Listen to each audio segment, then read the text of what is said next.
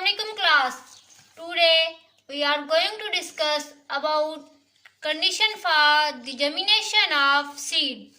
कि एक सीड की ग्रोथ के लिए बाहर और इंटरनल का माहौल किस तरह का होना चाहिए।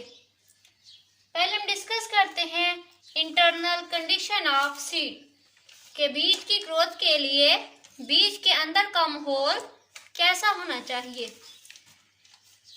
कोई भी प्रोसेस जब वाक़या होता है तो इसको मुतासिर करने वाले, इसकी रफ्तार कम या ज़्यादा करने वाले कुछ फैक्टर्स होते हैं और वो लिमिटिंग फैक्टर होते हैं।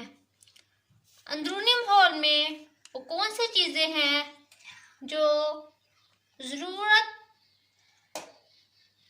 ज़रूरी है कि बीज के पौधे में तब्दील होने के लिए, यानी सीड जर्मिनेशन के लिए।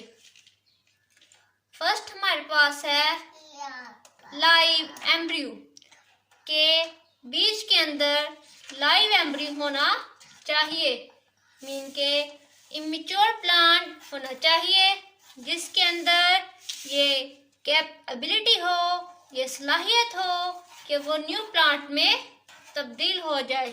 सेकंड हमारे पास है फूड स्टोरेज के इमेच्योर प्लांट के साथ बीज में खुराक का ज़ख़ीरा भी मौजूद हो और ये इंटरनल कंडीशन में अहम है ताकि सीड जर्मिनेट कर सके। सीड के अंदर सफिशिएंट फूड स्टोर होनी चाहिए जिसमें लाइव एम्ब्रियो होगा, वही सीड जर्मिनेट करेगा। नेक्स्ट हम डिस्कस करते हैं external condition for the germination of seed. Seed की जर्मिनेशन के लिए इनके बाहर का एनवायरनमेंट कैसा होना चाहिए। इसमें हमारे पास आ जाते हैं कुछ फैक्टर्स जैसा कि light, temperature, oxygen, water and type of soil, texture of soil. पहले हम बात करते हैं वाटर की।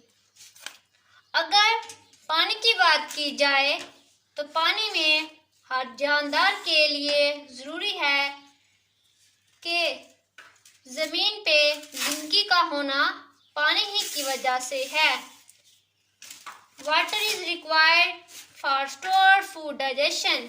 बीज के अंदर जो खुराक है, इस खुराक के हजम करने के लिए पानी का होना नेसेसरी है, ज़रूरी है।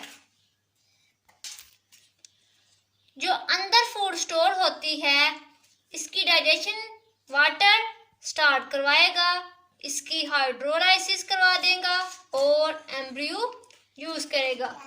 नेक्स्ट हम बात करते हैं ऑक्सीजन की।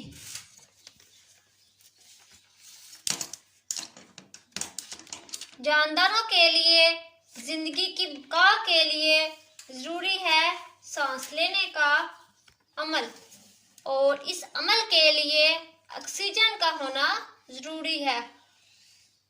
Oxygen is necessary for respiration. Oxygen किसके लिए जरूरी होती है? रेस्पिरेशन के प्रोसेस के लिए।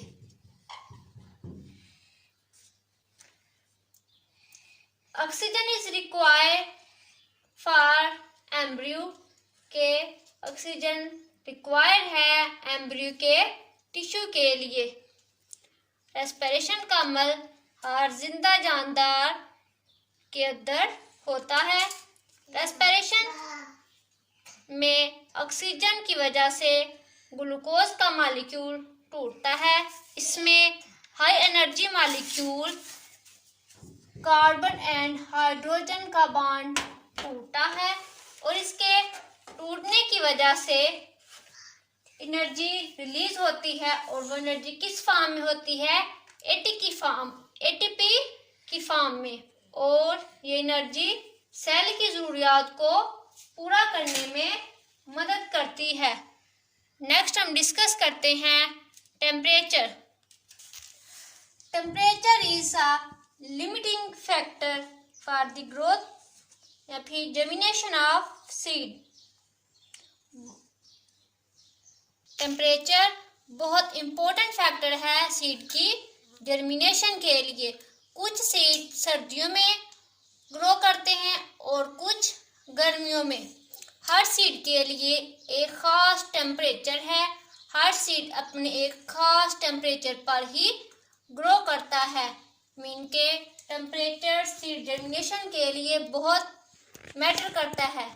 लेकिन बहुत से सीड ऐसे हैं जिनकी जर्मिनेशन के लिए ऑप्टिमम टेम्परेचर की लिमिट 25 से 30 डिग्री सेल्सियस है। 25 से 30 डिग्री सेल्सियस ऑप्टिमम टेम्परेचर की लिमिट है।